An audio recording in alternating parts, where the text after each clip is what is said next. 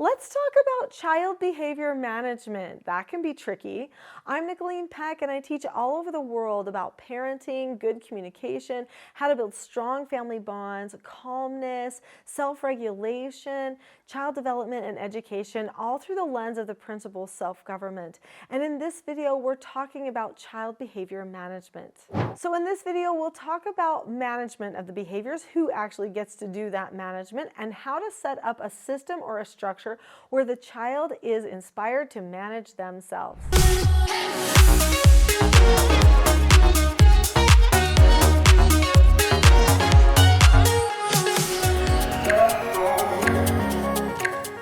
You heard me right. This is all about the management of ourselves, which basically means self-government. This is the Teaching Self-Government channel. This is the place where we learn that we can make choices to change our outcomes.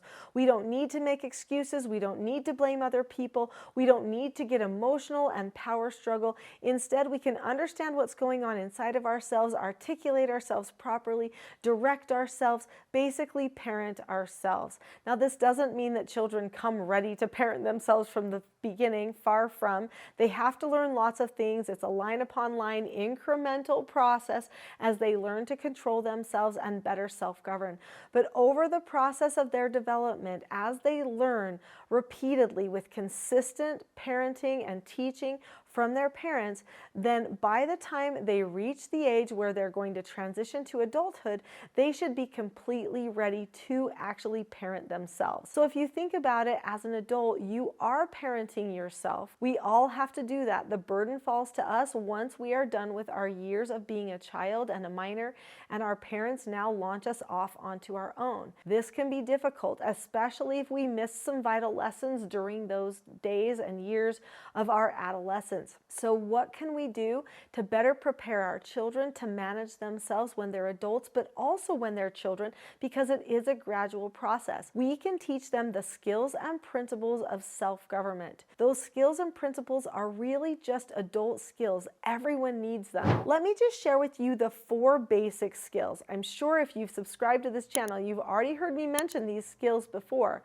but let me just take some time to explain them to you in a little bit more detail. The 4 basic skills of self-government take care of 99% of all a person's behavioral problems. Think of your interactions you have with people on a regular basis. Does anyone ever tell you to do something, like your spouse or your boss? Or when you see that a child needs to eat, basically that's an instruction, right? That you have to follow. So we're following instructions all the time. Sometimes we give ourselves instructions. So we give ourselves an instruction to wake up, or maybe to brush our teeth when it's going to take a little bit more time, but we know it's better, so we're going to do it anyway. We follow a 5-step process when we teach ourselves to follow instructions, or when someone else teaches us to follow instructions.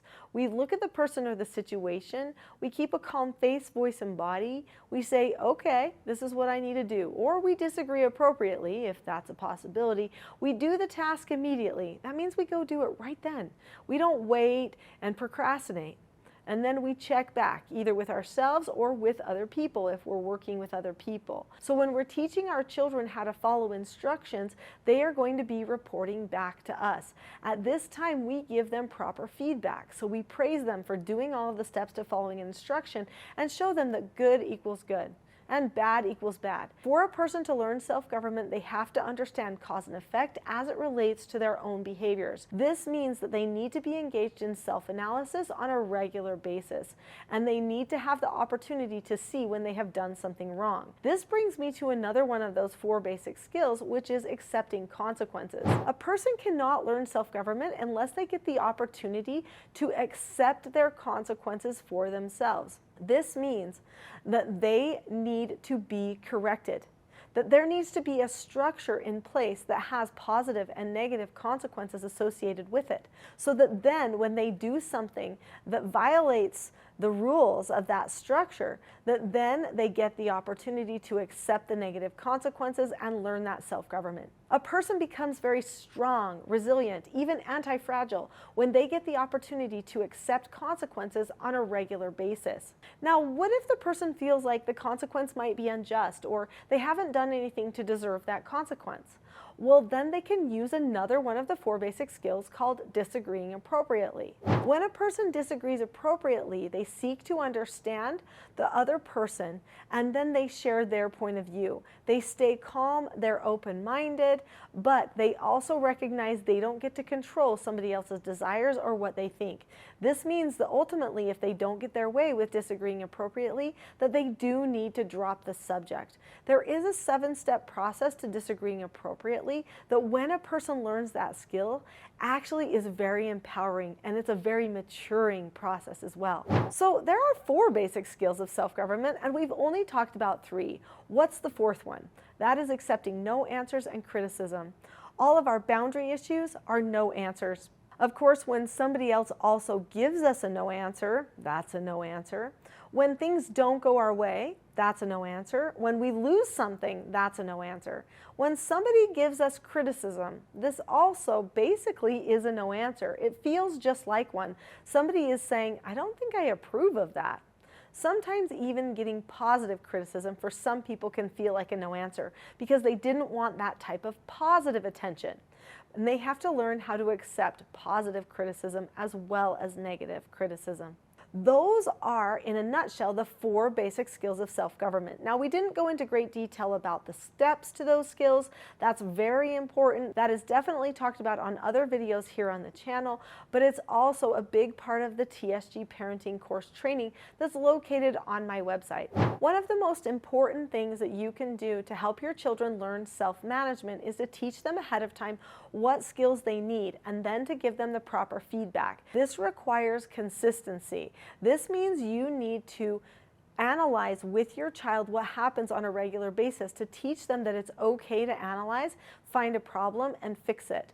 Then they will naturally start gravitating toward that process on their own as they mature and want to work toward goals that they're setting. Now, speaking of the goals that they're setting, we should be having deliberate conversations about those as well. In a TSG family, there are family meetings, couple meetings, and individual mentor meetings that all drive the self-motivation and taking ownership of self within the family.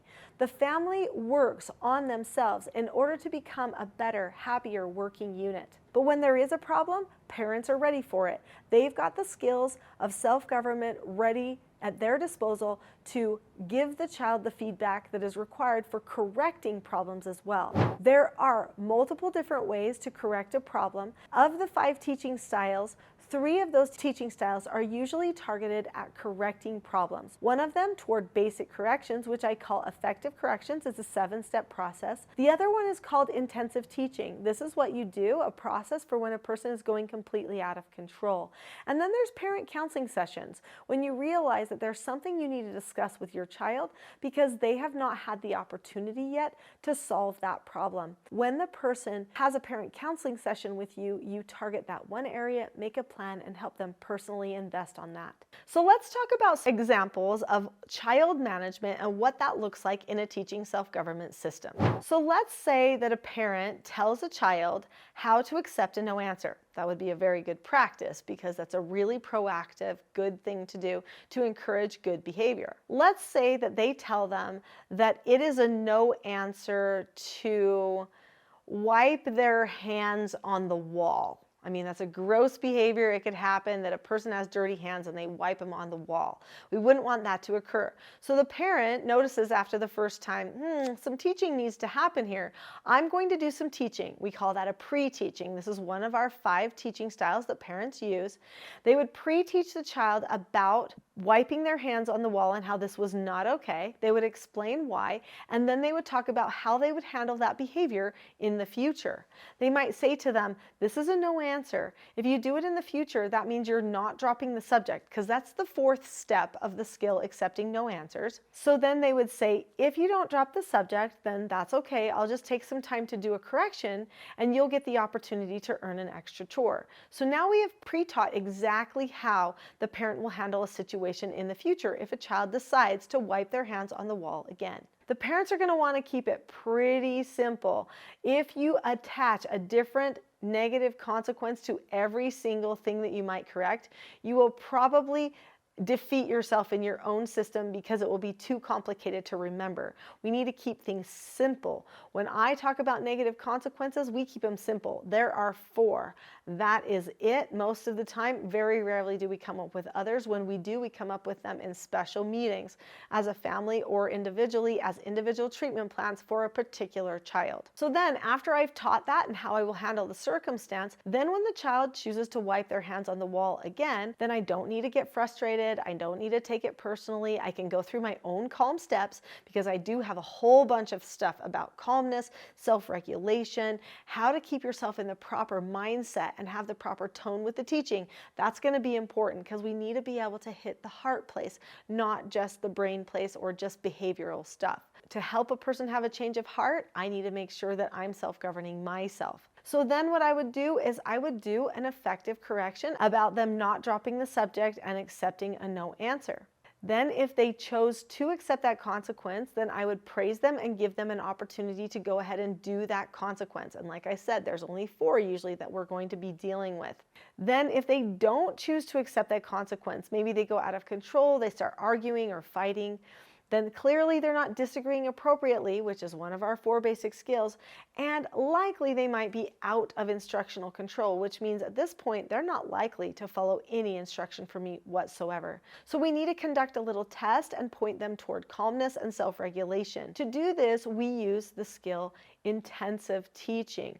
So when a person is having an intensive teaching moment, we're often using a skill set called the rule of 3. Now, if the child is younger, we might use a calm down spot and then transition to a correction because the rule of 3 is designed for a prefrontal cortex that's just a little bit larger. Both of those procedures are geared toward pointing a person toward calmness so that they choose it because we can't make them. The term management suggests that maybe we could manage their behaviors. That's false. We can't. They have to choose their behaviors and manage them themselves. That's the whole point of teaching self-government. That was just one example of what self-government might look like in your family on a just any day type of an interaction that you could have with a child. But we could use all of the skills and principles of self-government for any interaction or behavior that you're trying to solve. To find out more about self-government, about calmness, about the skills and principles of self-government, be sure to go to teachingselfgovernment.com, see the webinars, resources, training, books there to help you learn more about self-government for your own family's freedom.